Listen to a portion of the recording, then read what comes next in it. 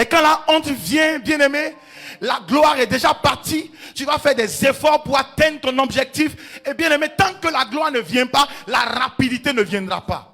Et beaucoup de personnes ont honte. Elles marchent la tête baissée. Elles marchent le visage crispé. Parce qu'elles se disent que les autres les regardent. Les caméras sont braquées sur toi. Il n'y a aucune caméra sur toi. C'est la gloire seulement qui est partie.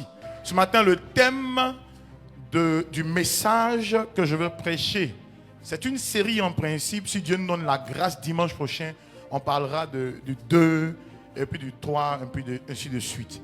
Le thème, c'est vivre dans la gloire. Lisons Ésaïe 60. Ésaïe 60, le verset 1 et 2, c'est une prophétie. Et dimanche dernier, je vous ai dit que quand une prophétie est dans les airs, il faut l'attraper. Cette prophétie est dans les airs. Cette prophétie est dans les airs. Tes ennemis se disperseront et la gloire apparaîtra sur toi.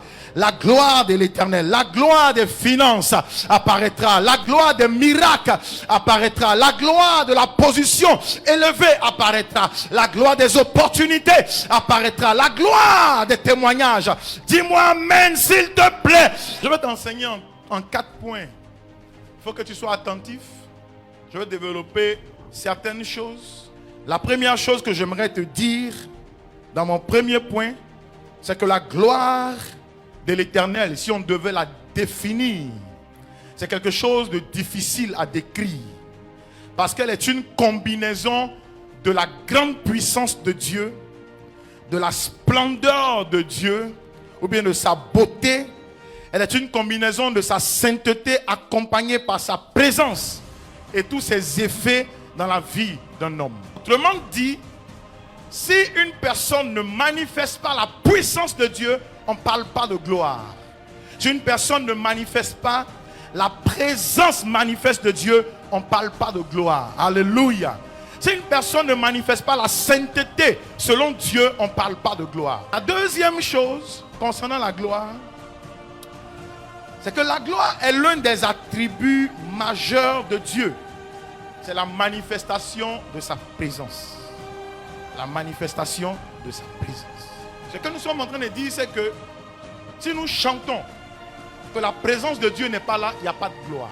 Si nous sommes chrétiens, que nous ne sentons pas la présence de Dieu, il n'y a pas de gloire. Si nous sortons de notre maison, que nous ne sentons pas la présence de Dieu, il n'y a pas de gloire.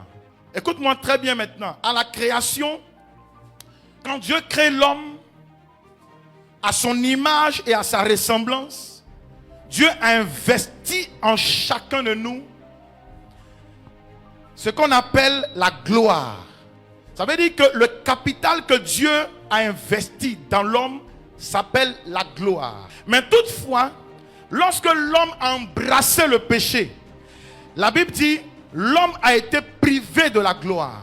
Ça veut dire que quand l'homme a commencé à pécher, l'homme a perdu sa puissance, l'homme a perdu sa beauté, l'homme a perdu sa sainteté et l'homme a perdu la présence de Dieu. Quand bien aimé tu embrasses le péché, la gloire part, la gloire te quitte. Alors si moi je pêche, je m'exclus de la gloire de Dieu. Ce n'est pas Dieu qui m'exclut, mais c'est mon péché qui m'exclut de la gloire de Dieu. Dis amen s'il te plaît. La troisième chose, c'est que le péché n'a pas seulement saboté la gloire de l'homme, mais le péché a davantage créé des dégâts dans la vie de l'homme. Suivez-moi très bien. Le péché a produit beaucoup de dégâts dans la vie de l'homme.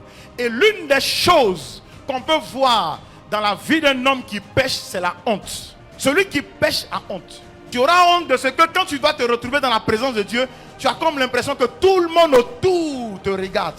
C'est la honte. Quand tu marches, tu as comme l'impression qu'il y a quelqu'un qui te suit. C'est la honte. Et chaque fois que la honte est, c'est que le péché est venu saboter la gloire. Et quand la honte vient, bien-aimé, la gloire est déjà partie. Tu vas faire des efforts pour atteindre ton objectif.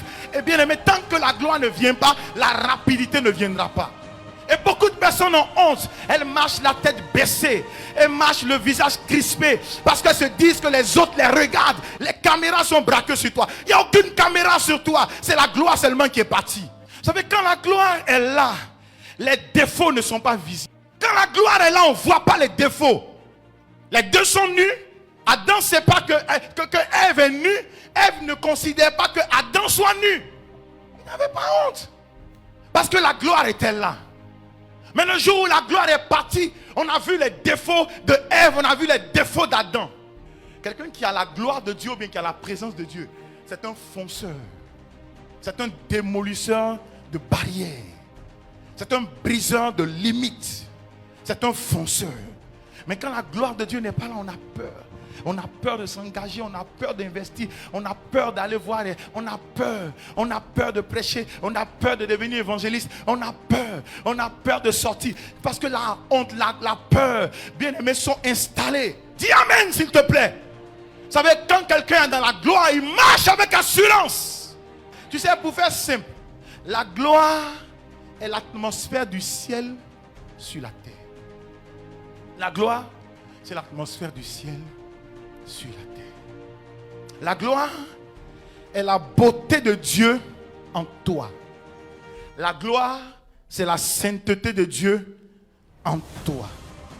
Maintenant, écoute notre verset de ce jour, le 4e point. Il dit, lève-toi, sois éclairé, car ta lumière arrive. Nous sommes en Ésaïe 60, le verset 1. Arrête de pleurer sur les anciens. Ils t'ont persécuté, ils n'ont pas vu ta valeur.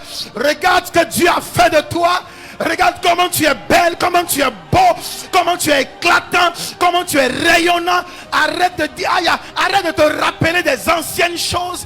Il dit, voici, je suis sur le point de faire une chose nouvelle que tu vas connaître, que tu vas apprécier. Arrête de dire, avant on ne vit pas dans le passé. Dieu ne ramènera pas les choses qui sont passées dans le présent. Le passé est le passé. On ferme la porte du passé et on va dans le présent. Là où la gloire est. Là où la gloire est. Lève-toi. Sois éclairé. Car ta lumière, comment? Arrive. Il dit, la gloire de l'Éternel se lève sur qui? Sur moi. La gloire, c'est une expression. La pauvreté, ce n'est pas une bonne chose. Celui qui est pauvre et bien aimé, on décide pour lui. Mais celui qui a la gloire, il décide. Parce qu'il est un prince sur cette terre. Dis-moi amen s'il te plaît. Marc 10, 46 à 53, on ne va pas lire, c'est l'histoire de Bartimée. Bartimée rencontre Jésus. Et ce matin, l'Esprit de Dieu me dit de te dire que parce que tu es venu dans cette maison sous le son de ma voix, ta vie et ton histoire ne seront plus jamais pareilles. Bartimée rencontre Jésus. Il rencontre Jésus. Regarde, l'homme qui était malade depuis 38 ans, dans Jean 5, verset 1 à 14. 38 ans. Il n'est pas né malade, il est devenu malade. Donc ça veut dire que s'il a fait 38 ans de maladie, il peut avoir 45 ans d'âge. Il est devenu malade. Il était au bord d'une piscine. Mais sa rencontre avec Jésus l'a transféré de l'état bien-aimé de misère à un état de gloire. Jésus le trouve dans le temple et Jésus lui dit, il dit, voici, tu as été guéri, tu as été restauré. Ne pêche plus. Maintenant, le monsieur lui dit, mais pourquoi pourquoi? Parce que si il y a quelqu'un qui ne pêche plus, frère, c'est un peu bizarre tant qu'on vit. Il lui dit ceci, de peur qu'il ne t'arrive quelque chose de pire. Donc péché emmène quelque chose de pire. Parle doucement à ton frère. Pêche plus. De peur qu'il t'arrive quelque chose de pire. On m'a raconté l'histoire d'un jeune garçon. Il vole à la maison, il vole. Il a tous les modèles de vol. Ça dure le temps que ça dure.